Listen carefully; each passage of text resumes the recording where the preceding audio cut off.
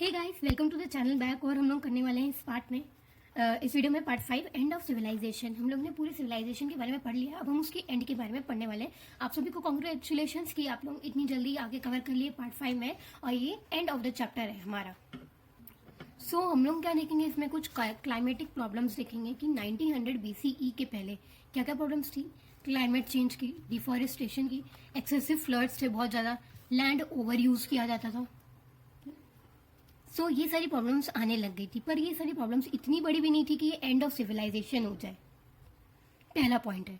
दूसरा पॉइंट ये है कि 1800 BCE से लोग एबंडेंट करने लगे थे, मतलब प्लेसेस को अपनी छोड़ के जाना चालू कर दिए थे। और न्यू साइट्स पॉपुलेशन इंक्रीज हो रही थी, नई नई जगह पॉपुलेशन इंक्रीज हो रहे थे, जैसे कि आपके गुजरात में, वेस्टर्न यूपी में, हरियाणा में। तो ये सारी जगह में ना पॉपुलेशन बहुत ज्यादा इंक्रीज हो रही थी। और एज कम्पेयर टू दूसरे जगह में हम देखें, जैसे कि चंद्रा हो गया और दूसरी स्टेट्स में, वहां पे ना बहुत ज्यादा पॉपुलेशन कम हो रही थी, और गुजरात, वेस्टर्न यूपी और हरियाणा में बढ़ रही थी। सो 1900 BCE में क्या आ रहा था, पूरा चेंज इन कल्चर आ रहा था। पहले हम लोग ने पढ़ा कि उनके ऑब्जेक्ट्स जो रहते थे, जो उनकी चीजें रहती थी, सब चेंज हो रहे थे ना। जो उन लोगों के क्लास रहते थे, जैसे वो लोग डेकोरेट करते थे, सब चेंज हो रहा था, तो वो सब अब नहीं मिल रहे थे। चेंज इन कल्चर पूरा हो गया था। लेट हड़प्पन पीरियड स्टार्ट हो गया था। कल्चर में लोकल वेट्स में चेंज हो रहे थे। पहले हम लोग पढ़े थे कि कुछ और वेट्स मेजर्स यूज करते थे, अब लोकल वेट्स भी चेंज हो रहे थे। नो मटेरियल रिमेन, स्मॉल बेंडिंग्स, है ना, ये सब हम लोग ऑब्जर्व कर रहे थे 1900 BCE में। सो अब हम उसको हड़प्पन कल्चर नहीं बोल सकते थे कि पूरा चेंज हो चुका है ना। हमें कोई ब्रिक्स मिल रहे थे ना, हमें अच्छे से बड़ी बड़ी बिल्डिंग्स मिल रही थी, अब हमें स्मॉल रिमेन्स मिल रहे थे। तो पूरा एंड ऑफ हड़प्पन कल्चर हम यहाँ पे ऑब्जर्व कर सकते हैं। सो कोई लोगों को लगता था कि नो स्टेट और रूलर्स नहीं होने के कारण हड़प्पन सिविलाइजेशन, मतलब कि हड़प्पन इतनी देर तक टिक नहीं पाया वो, और वो अपनी चीजों को कंटिन्यू नहीं कर पाया। तो ऐसे लोगों का मानना है। जैसे कि हम लोग मानते, हम लोग पढ़े थे कि जैसे यहाँ पे देखो, हम लोग पढ़े थे ना, no ruler, separate ruler, single rulers. तो सिंगल रूलर्स के जो थे वो नहीं थे, इसके कारण एंड ऑफ हड़प्पन सिविलाइजेशन हुआ, क्योंकि रूलर्स जो थे वो हमें नहीं मिले, नहीं तो हड़प्पन सिविलाइजेशन का एंड नहीं होता। Now discovering of Harappan civilisation, मतलब कि जब हड़प्पन सिविलाइजेशन की बिगिनिंग जब हुई थी, तो हमें क्या क्या ट्रेसेस मिलते थे, क्या क्या चीजें मिलती थी।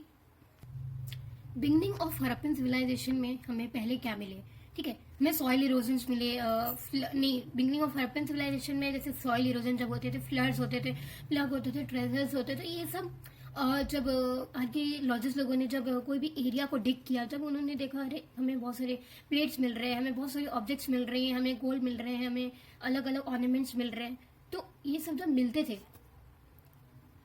पीपल वेयर वेरी कंफ्यूज कि ये तो कुछ अलग से चीज ही हमें मिल रही है, हम अलग सी चीज को डिस्कवर कर रहे हैं।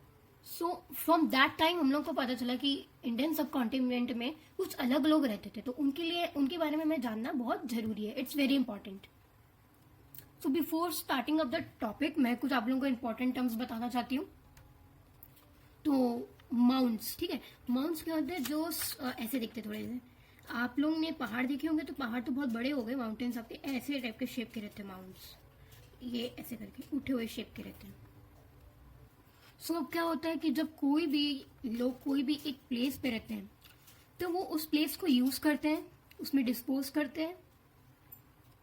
तो जब वो एक जगह पे रहने लगते हैं, जब वो लोग डिस्पोज करते हैं, तो उस जगह पे क्या होता है, बहुत सारा वो चीज इकट्ठी हो जाती है, उसी को बोलते हैं माउंट, जो ऐसे शेप में दिखती है। Now the second term, stratigraphy. तो स्ट्रेटिग्राफी यानी कि जो हमने सॉइल प्रोफाइल हम लोग ने पढ़ी हुई है। तो जब क्या होता है, जब सॉइल में 3-4 लेयर्स होती है, हम लोग जानते हैं, फर्स्ट लेयर पे मॉडर्न लेयर, फिर अलग अलग लेयर्स होती हैं। तो कोई भी सॉइल प्रोफाइल को कैसे देखते हैं, उसके कलर्स अलग अलग होते हैं, हर लेयर के हिसाब से टेक्सचर अलग होता है। आर्टिफैक्ट्स यानी कोई भी चीज जो ह्यूमन द्वारा डिस्कवर की गई हो, ह्यूमन द्वारा बनाई गई। स्ट्रैटिग्राफिक लेयर्स होती है, हम लोग अलग अलग लेयर्स को देखते हैं। सो प्रेजेंटली हम लोग ऊपर वाली लेयर में रहते हैं, ठीक है, जो कि बहुत मॉडर्न है, जो भी है। और मान लो अगर हम उसको डिग करते रहे, खोदते जाएंगे, तो हमें अलग अलग लेयर मिलेंगी, तो अलग अलग लेयर में हमें अलग अलग आर्टिफैक्ट्स मिलेंगे। To get the point. So next point हमारा है स्टेराइल लेयर, मतलब कि जो अनफील्ड लैंड है, जो कि जो अनफर्टाइल लैंड है या बैरन लैंड है, जहाँ से लोग अबेंडन कर चुके हैं, है ना, जहाँ पे कोई नहीं रहता, वहां पे क्यों रहना पसंद नहीं करते? क्योंकि वो फर्टाइल लैंड नहीं रहता है। तो उस लेयर को हम लोग क्या बोलते हैं? स्टेराइल लेयर बोलते हैं। जहाँ पे ऐसा होता है, जहाँ पे ये सब चीजें पाई जाती है, उस लेयर को हम लोग बोलते हैं स्टेराइल लेयर। वाई? क्योंकि वहां पे कोई लोग नहीं रहते हैं, तो वहां के कुछ ट्रेसेस, कुछ भी आर्टिफैक्ट्स हमें नहीं मिलते हैं। That's why we all call this sterile layer. Now first topic is Alexander Cunningham. Alexander Cunningham के बारे में हम लोग पहले पढ़ चुके हैं, फर्स्ट डायरेक्टर जनरल थे हम ना, ये इंपॉर्टेंट है तो आपको याद करना जरूरी है अलेक्जेंडर कनिंघम। तो ये जो थे वो बहुत कंफ्यूज थे। सो ये जो पर्सन थे, इनका जो इंटरेस्ट था, इनको जिसमें अच्छा लगता था पढ़ने के लिए, तो इनकी प्रॉब्लम ये थी कि ये इन्होंने अर्ली हिस्टोरिक पीरियड की स्टडी कर रखी थी। सो अर्ली हिस्टोरिक पीरियड कहाँ से? 6th सेंचुरी बीसी से 4th सेंचुरी बीसी। तो इसको लिखेंगे कैसे फॉर्मेट में? 600 to 501 BCE, 400 to 301 BCE। सो ये जो कॉन्सेप्ट है BC CE का पूरा कॉन्सेप्ट ना मैं चैप्टर 2 के फर्स्ट वाले वीडियो में बनाई हूँ, तो go and watch that video, आप लोगों को समझ में आ जाएगा कि ये मैंने कैसे लिखा है। वी रिमेम्बर दैट कि 2600 BCE के अंदर हड़प्पन सिविलाइजेशन आई थी। सो प्रॉब्लम इज दैट कि अलेक्जेंडर कनिंघम ने ना उसके बाद की पढ़ाई कर रखी थी, तो उनको उनके इस अर्ली हिस्टोरिक पीरियड के अलेक्जेंडर कनिंघम को कोई क्लू नहीं था हड़प्पन सिविलाइजेशन के बारे में, क्योंकि उन्होंने उसकी बाद की पढ़ाई कर रखी थी, पहले की पढ़ाई नहीं कर रखी थी। Got it? तो जब इनको कोई भी चीज मिलती थी, तो चाइनीज बुद्धिस्ट पिलग्रिम्स यानी रिलीजियस पीरियड्स, तीर्थ यात्रा, ठीक है, सो उनके अकाउंट्स को पढ़ते थे, उन्होंने जो लिखा है उन सब चीजों के बारे में उन लोग पढ़ते थे। And time period for 4th century to 7th century CE। इसका जो कॉन्सेप्ट है ना, मैंने आप अपनी क्लास 12th की चैप्टर 2 की फर्स्ट वाले वीडियो पे क्लिक करोगे तो आपको ये कॉन्सेप्ट समझ में आ जाएगा। ओके, सो ये भी उसके बाद के टाइम पीरियड का था, तो उनको कुछ भी क्लू नहीं था। ओके, सो अलेक्जेंडर कनिंघम क्या करते थे? अपने टाइम पीरियड के हिसाब से सील्स की डेट निकालने की कोशिश करते थे, वो भी रॉन्ग ही आती थी। सो अलेक्जेंडर कनिंघम को बहुत सारे आर्टिफैक्ट्स मिले, स्क्रिप्ट्स मिली, सील्स भी मिली, पर ये अपने टाइम पीरियड के अनुसार उनकी डेट्स निकालते थे जो कि गलत निकलती थी, और उनको ये बिल्कुल भी क्लू नहीं आया कि कोई हड़प्पन सिविलाइजेशन उस समय में एग्जिस्ट करती थी। तो ये भी सेम दूसरे स्कॉलर्स के अनुसार ही सोचते थे कि सबसे पहले जो सिविलाइजेशन है वो टेक प्लेस हुआ था गंगा वैली के आसपास ही। इनको इंडस वैली सिविलाइजेशन के बारे में बिल्कुल भी कुछ नहीं पता था, पर हाँ एटलीस्ट उनको इतना पता था कि गंगा वैली सिविलाइजेशन ही सबसे फर्स्ट पहली सिविलाइजेशन है सब कॉन्टिनेंट की, इंडियन सब कॉन्टिनेंट की। So now we are meeting with another new people. अब आता है आपको topic 2, a new old civilisation. ठीक है, इसमें जो थे दयाराम साहनी। सो इन्हें ना हड़प्पा के अंदर ना बहुत सारी सील्स मिली। तो आप ये कैसे याद कर सकते हो कि हड़प्पा की बहुत ज्यादा बैड कंडीशन थी, हम लोग जानते हैं, तो उन पे इनको दया आ गई। That's a way to remember only. तो दयाराम साहनी से हम हड़प्पा को याद रख सकते हैं। एंड हमारा रखलदास बनर्जी जो है, उनको मोहनजोदारो के अंदर बहुत सारी सील्स मिली। ठीक है, नाउ जॉन मार्शल 1924। तो जॉन मार्शल जो थे ना वो AISI के डायरेक्टर नहीं बोल सकते, AISI में ही काम करते थे। तो ना आप बताओ ASI का फुल फॉर्म। ठीक है, मैंने आपको पहले बताया था, हम लोग स्टार्टिंग में पढ़े, रिकॉल करो और जल्दी से कमेंट बॉक्स में कमेंट करके बताओ। सो जॉन मार्शल ने 1924 में ऑफिशियली ये अनाउंस किया कि जो हमारा इंडियन सब कॉन्टिनेंट है उसके इंडस वैली सिविलाइजेशन के आसपास ही एक नई सिविलाइजेशन डिस्कवर हुई। Now SN Roy, the story of Indian archaeology, इनके द्वारा एक बुक लिखी गई है the story of Indian archaeology. इन्होंने ये भी बताया कि Marshall left India 3000 years older than he found her. तो मतलब जो है ना इंडस वैली सिविलाइजेशन के भी पहले इन्होंने देखा कि मार्शल लेफ्ट इंडिया करके गए थे। तो इसका यही मतलब निकल रहा है कि मार्शल ने कितनी बड़ी एक उपलब्धि हासिल की है। सो जॉन मार्शल जो थे ना, उनके आने से मेजर चेंजेस आए। पहली बात तो ये बहुत इंपॉर्टेंट भी है, फर्स्ट प्रोफेशनल आर्कियोलॉजिस्ट बने। मतलब इनके पास इतना एक्सपीरियंस था आर्कियोलॉजी कैसे की जाती है। तो ये दो जगह है, ग्रीस एंड क्रेट, यहाँ पे इन्होंने बहुत ज्यादा आर्कियोलॉजी की है। तो मतलब इनके पास एक अच्छा खासा एक्सपीरियंस था आर्कियोलॉजी का। जॉन मार्शल, अभी से याद करते चलो, जॉन मार्शल के पास।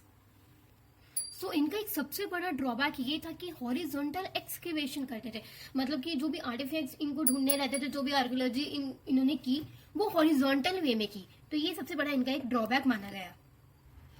Now a third topic, new techniques and questions. REM wheeler 1994 में ASI के डायरेक्टर बनते हैं। ओके, इनको बहुत सारी सर्टिफाई मिलती हैं।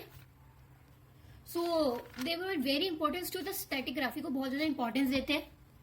और इन लोगों का जो है ना, इनका जो है REM व्हीलर का मिलिट्री बैकग्राउंड रहा है। तो अब हम लोग क्या पढ़ सकते हैं इसमें कि स्टैटिग्राफी की इंपॉर्टेंस क्या है। इसकी बहुत बड़ी इंपॉर्टेंस है कि जिस लेयर में उस समय जो चीज मिल रही है उसकी हम डेट को पता कर सकते हैं। नाउ जब इंडिया एंड पाकिस्तान का पार्टीशन हो गया था ना, तो पाकिस्तान में ना मेजर साइट्स चली गई थी, जैसे हड़प्पा, मोहनजोदारो, ये सब मेन सारी अच्छी चीजें सब जगह पाकिस्तान में गई थी। तो इंडिया ने बहुत वो चाहा कि उसको भी कुछ पार्ट मिले, जैसे कि कच्छ, पंजाब और हरियाणा के अंदर एक्सकेवेशंस की गई। रिसेंटली कालीबंगन, के से एल से लोथल, आर से राखी गरनारी एंड डी से ढोला वगैरह में एक्सकेवेशंस की गई। सो अब न्यू इश्यूज, तो हड़प्पन सिविलाइजेशन में क्या क्या न्यू इश्यूज है जो कि बहुत ज्यादा इंपॉर्टेंट है हमारे लिए।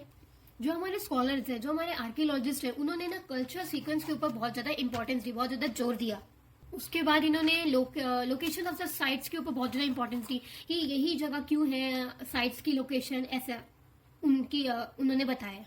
मतलब जो भी चीजें मोहनजोदारो के अंदर मिली, हड़प्पा के अंदर मिली, उनकी जो लोकेशंस है उनकी क्या इंपॉर्टेंस है। तो उन्होंने बहुत सारे आर्टिफैक्ट्स ढूंढे, बहुत सारे आर्टिफैक्ट्स ढूंढे और उसके फंक्शंस को ढूंढने में बहुत ज्यादा हेल्प की। मतलब जितने भी आर्टिफैक्ट्स को ढूंढने में उन्होंने बहुत ज्यादा हेल्प की और उसके फंक्शंस को भी पता करने में इंपॉर्टेंस दी है। So these three are the three issues, new issues. This is very important for your board examination. तो इसको एकदम बढ़िया से याद करके चलो। Now next topic, problems of piecing together the past, है ना। क्या क्या प्रॉब्लम्स में पास्ट आ रही थी, पास्ट में क्या क्या प्रॉब्लम्स आ रही थी, इस टॉपिक में हम ये पढ़ने वाले हैं। So the problem is that कि the materials which they get, जो उनको मिले थे आधे से ज्यादा तो डिकम्पोज हो गए थे, और जो स्क्रिप्ट्स मिली उनको वो समझ में नहीं आ रही थी। मतलब लैंग्वेज के बारे में हम लोग पूरा डिस्कस किया ना चैप्टर में, तो उनकी लैंग्वेज इतनी डिफिकल्ट थी, अल्फाबेटिकल ऑर्डर्स इतने अलग थे कि स्क्रिप्ट्स के बारे में वो डिस्कवर नहीं कर पा रहे थे। Now the problem is that कि जो मटेरियल्स उन्हें मिल गए थे वो तो डिकम्पोज, और स्क्रिप्ट्स हम लोग जान लिए, ठीक है।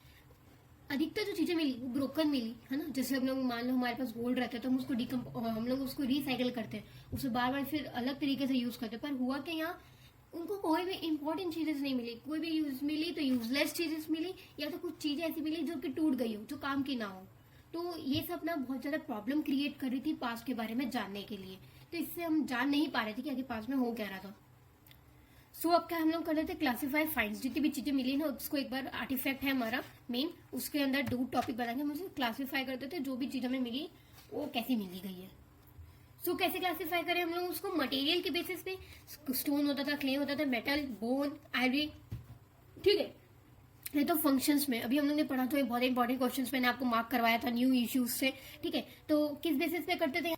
सो फंक्शन के अंदर क्या, रिजेंबल्स, हम क्या करते हैं, जो भी चीज बनी resemble with the present thing, जो भी चीज बनी थी उसको हम लोग आज के दिन के हिसाब से उसको, प्रेजेंट डे के हिसाब से उसको कंपेयर करते हैं। जैसे कि हम लोग को पता है कि हड़प्पन में बीड्स मिले, ठीक है। तो बीड्स को हम लोग ने कैसे कनेक्ट किया प्रेजेंट डे से, कि हाँ उसके अंदर धागा डाल के मोती बना के एक माला बनती थी, तो ठीक है, रिजेंबलेंस किया। और कहाँ मिलती थी, हाउस में मिलती थी या ग्रेव में मिलती, मतलब स्टोर हाउस टाइप का कोई जगह में मिलती है, या क्लीन में मिलती थी। क्लीन में यानी कि जब कोई भी ऐसी पोएट्री, जो हम लोग ने पढ़ा इस चैप्टर में, पोएट्री में को जब कोई हम पोएट्री करते हैं तो उसको हम लोग क्या करते हैं, जब जलाते हैं उसके अंदर हमें वो चीज पाई गई, तो कहाँ मिली हमें ये सब चीजें। और थर्ड आपका इनडायरेक्ट एविडेंस, प्रीस्ट किंग, जैसे कि हम लोग ने पहले पढ़ा था कि प्रीस्ट किंग की वो लोग पूजा करते थे ना, ये भी वहाँ पे एक प्रीस्ट किंग होता था। तो मेसोपोटामिया में तो हमें एविडेंसेस मिले हैं प्रीस्ट किंग के, फिर हड़प्पा में भी उसकी कनेक्टिविटी दिखने लगी। सो डेवलपमेंट से ही पता चल सकता है कि उस जमाने में क्या चीज थी जो हमें मिल रही थी और जो हमें नहीं मिल रही थी. तो this was the another problem which the history was facing. Next problem क्या है? Problem of interpretation. सो इस टॉपिक के अंदर ना हम लोग हड़प्पन सिविलाइजेशन के रिलीजियस बिलीफ्स के बारे में पढ़ेंगे. इंपॉर्टेंट क्वेश्चन है. कैसा आएगा question? Many reconstructions of the Harappan civilization are made on the assumption of on assumption explain. तो आपको इसमें पूरा यही एक्सप्लेन करना है, वो बोलेगा. तो क्वेश्चन ये पूछना चाह रहे हैं कि कोई भी चीजों को हम जो बताते हैं तो हम क्लू के थ्रू ही बता पाते हैं, गेस करके ही बता पाते हैं, इसको एक्सप्लेन करें. सो ये 3 मार्क्स का क्वेश्चन आएगा, तो प्रिपेयर कर लेना आप लोग. सो क्या गाइस, अनयूजुअल एंड अनफेमिलियर. तो हमें मदर गॉडेस का एक पिक्चर मिला है, मतलब एक मूर्ति मिली है, पर उसमें हम लोग कुछ डिस्कवर नहीं कर पाए. उनकी ज्वेलरी, उनकी जितना भी सामान था, मतलब उनको जान नहीं पाए कि आखिर उस लोग उस चीज को किस तरीके से यूज करते थे और किस चीज के वो काम आती थी. तो this was a problem. Second ये भी था कि प्रीस्ट किंग, जो हम लोग मानते थे कि मे बी वहां पे प्रीस्ट किंग होते थे जो कि मेसोपोटामिया में बहुत फेमस थे. तो प्रीस्ट किंग के बारे में भी हम लोग ज्यादा कुछ नहीं बता पाए कि प्रीस्ट किंग कैसे थे, क्या थे, और सच्ची में आखिर उनका यूज कैसे होता था. और वहां पे ना बहुत सारे लिंगास भी मिले हैं. Polish stones on a beard on a bird game. तो कुछ लोग सोचते हैं कि पॉलिश रिंग स्टोन्स लिंक्स मिले हैं तो ये भी मे बी रिलीजियस पर्पज के लिए यूज किए जाते होंगे, पर नहीं. कुछ लोग ऐसे बोलते थे कि ये it's a type of a board game की गोटियां हैं, उससे उसको खेलते थे. तो these are unfamiliar things, we don't know कि आखिर था क्या. तो हम लोग को स्ट्रक्चर मिले हैं ग्रेट बाथ के, कि ग्रेट बाथ हुआ करता था, कि बस श्योर नहीं है what's a kind of it. Fire altars मिल रहे हैं हमें. फायर अल्ट्राज में मतलब हवन की सामग्री, मतलब वहां देखे गए हैं कि हवन की मतलब राख वाक पड़ी हुई, पर उससे हम लोग ये कंक्लूड नहीं कर पा रहे कि सच्ची में ही उस समय ऐसा किया जाता था कि नहीं. क्योंकि एक अच्छा प्रूफ चाहिए किसी भी चीज को बोलने के लिए, तो वो प्रूफ नहीं मिला. सो सील्स मिले हमें प्लांट्स मोटिव्स की, जिससे प्लांट्स बने हुए हैं, पर कंक्लूड नहीं कर सकते, कोई क्लू ऐसा अच्छा क्लू नहीं मिला हमें. Second unicorn. यूनिकॉर्न मतलब सील्स में ना एक यूनिकॉर्न बना हुआ दिखा है, एक हॉर्स बना जिसके 1 सींग है. ये सब तो एक माइथोलॉजिकल थिंकिंग होती, पर ये सब को हम लोग प्रूव नहीं मान सकते कि हाँ ये ऐसा सच में था. और प्रोटो शिवा योगिक पोस्चर है, एक मूर्ति है जिसका पोस्चर योगिक पोस्चर में है, और वो योगिक पोस्चर के आसपास बहुत सारे एनिमल्स भी थे.